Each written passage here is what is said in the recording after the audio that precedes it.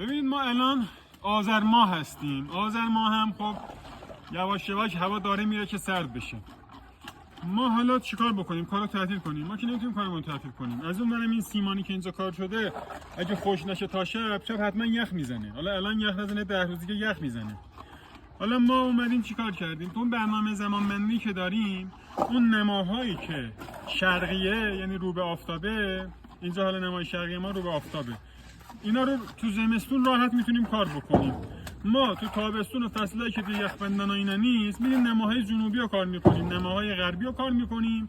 نمای شرقی که رو به آفتابه رو زمستون هم میتونیم کار بکنیم، نگه میداریم زمستون کار میکنیم اینا رو. الان خیلی خوب همین خوش میشه. نمای شرقی هم چون آفتاب میخوره ما از همین نعمت آفتاب استفاده میکنیم. بالاخره همه شرایط دست ما نیست ولی مدیریت شرایط با ماست. اینجاست که ما تفاوت و تمایز خودمون رو نشون میدیم.